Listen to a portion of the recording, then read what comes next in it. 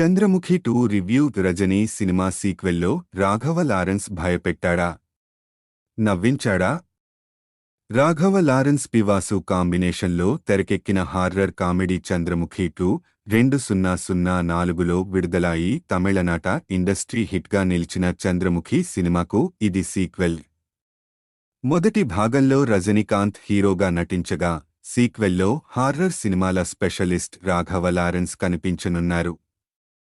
చంద్రముఖి 2లో కంగనా రనౌత్ టైటిల్ రోల్లో నటించారు. ఈ సినిమాపై తెలుగు, తమిళ భాషల్లో మంచి అంచనాలు నెలకొన్నాయి. మరి ఈ సినిమా ఎలా ఉంది? చంద్రముఖి 2 స్టోరీ. రంగనాయకి రాధిక శరత్ కుమార్ కుటుంబం చాలా పెద్దది, కానీ ఉన్నట్టుండి వారి కుటుంబానికి సమస్యలు చుట్టుముడతాయి. కుటుంబం మొత్తం వారి కుల దైవం గుడిలో పూజ చేస్తే కష్టాలు తొలగిపోతాయని స్వామీజీ రావు రమేష్ చెప్తారు. దీంతో వేరే మతానికి చెందిన వ్యక్తిని ప్రేమించి లేచిపోయిన కూతురి పిల్లలను కూడా తీసుకురావాల్సి వస్తుంది. వారితో పాటు మదన్ రాఘవ లారెన్స్ కూడా వస్తాడు. వారి కులదైవం గుడికి దగ్గరలోనే చంద్రముఖి ప్యాలెస్ 2005లో మొదటి చంద్రముఖి సినిమా కథ జరిగిన ఇల్లు ఉంటుంది. ఆ సంఘటన తర్వాత కైలాష్ మొదటి చంద్రముఖిలో ప్రభు కుటుంబం అక్కడ నుంచి వెళ్లిపోతుంది. ఇంటి మొత్తానికి ఓనర్గా బసవయ్య వడివేలు ఉంటాడు. రంగనాయకి కుటుంబాన్ని ఇంట్లో దక్షిణం వైపు వెళ్లవద్దని బసవయ్య వారిస్తాడు, కానీ కొందరు వినకుండా వెళ్తారు. ఆ తర్వాత ఏం జరిగింది? ఈ కథలో వేటయ్య రాజు సెంగోటయ్య ఇంకో రాఘవ లారెన్స్ పాత్ర ఏంటి అనేది సినిమా చూసి తెలుసుకోవాల్సిందే. చంద్రముఖి 2 రివ్యూ. హార్రర్ జోనర్ సినిమాల్లో చంద్రముఖి ఒక క్లాసిక్. ఒక హార్రర్ సినిమా సౌత్ ఇండియా ఇండస్ట్రీ హిట్గా నిలవడం అనేది అదే మొదలు, అదే చివర కూడా. రజనీకాంత్ లాంటి మాస్ హీరో తన ఇమేజ్కి భిన్నమైన పాత్ర పోషించడం అప్పటి చంద్రముఖి సినిమాకి అతి పెద్ద ప్లస్ పాయింట్. ఒక సూపర్ స్టార్ని అలాంటి పాత్రలో చూడటం అప్పటికి చాలా కొత్తగా అనిపిస్తుంది. కానీ చంద్రముఖి 2లో ఆ ఫ్రెష్నెస్ లోపించింది. ఎందుకంటే హార్రర్ కామెడీ సినిమాలకి రాఘవ లారెన్స్ పెట్టింది పేరు. ముని దగ్గర నుంచి రాఘవ లారెన్స్కు వచ్చిన హిట్లన్నీ దాదాపు హార్రర్ కామెడీవే. అంతేకాకుండా రాఘవ లారెన్స్ హార్రర్ సినిమాలకి, చంద్రముఖికి, నక్కకి, నాకలోకానికి ఉన్నంత తేడా ఉంటుంది. కానీ చంద్రముఖి 2ని రెండిటికి మధ్యలో తీసే ప్రయత్నం చేశారు. అది కొంతవరకు వర్కౌట్ అయింది కూడా. ముఖ్యంగా స్క్రీన్ ప్లే, పాత్రలు అన్నిటి విషయంలో చంద్రముఖిని యాజిటీస్గా ఫాలో అయ్యారు.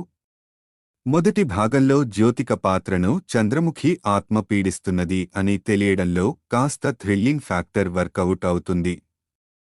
కానీ ఈ సినిమాలో మొదటి సీన్ చూడగానే ఈసారి చంద్రముఖి ఎవరిని పడుతుందో ఈజీగా గెస్ చేసేయచ్చు.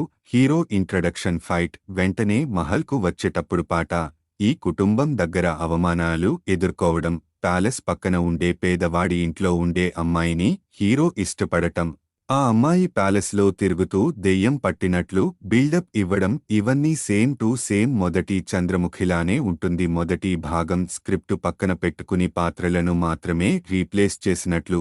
అది మన తప్పు కాదు. రచయిత, దర్శకుల గొప్పతనం. స్క్రీన్ ప్లే పరంగా ఈ భాగంలో చేసిన మార్పులేమైనా ఉన్నాయా అంటే, మొదటి భాగంలో ఉండే రాజు పాత్ర ఆత్మను తీసుకురావడం, చంద్రముఖి పట్టిన పాత్రను ఇంటర్వల్కు పరిచయం చేయడం, ఫ్లాష్ బ్యాక్ను మార్చి నిడివి పెంచడం, కేవలం ఇవి మాత్రమే.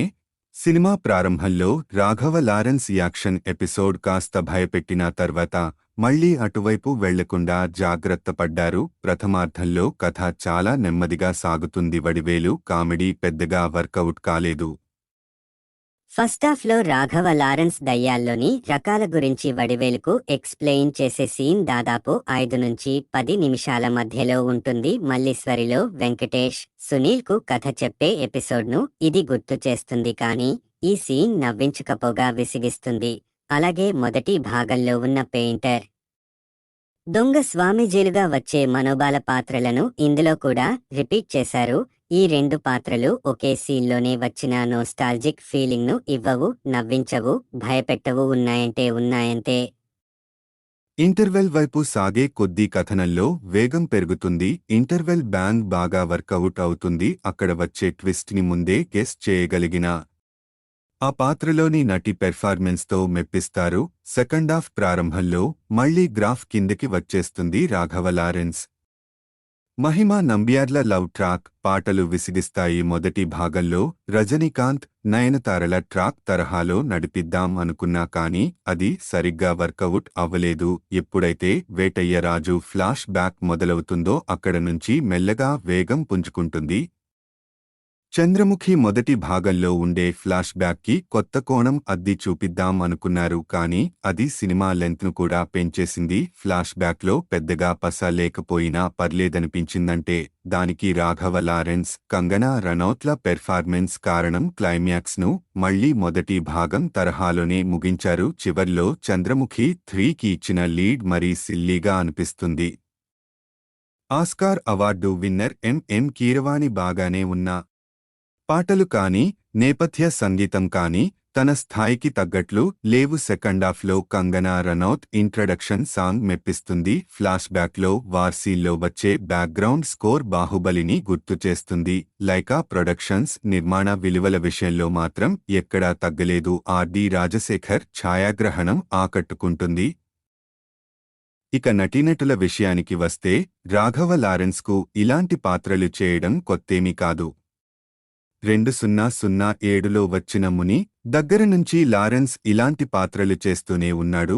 మనం చూస్తూనే ఉన్నాం. కానీ పీరియాడిక్ పోర్షన్లో వచ్చిన వేటయ్య రాజు సెంగోటయ్య పాత్ర తనకు పూర్తిగా కొత్త. ఈ పాత్రలో తన నటన అద్భుతం అని చెప్పవచ్చు. కంగనా రనౌత్ కూడా చంద్రముఖి పాత్రలో అలరిస్తుంది. చంద్రముఖి ఆత్మ పట్టిన పాత్ర పోషించిన నటి. మొదట్లో ఆకట్టుకున్న తర్వాత తన నటన అంత ఎఫెక్టివ్గా అనిపించలేదు. మిగతా పాత్రలందరూ తమ పాత్రలకు న్యాయం చేశారు.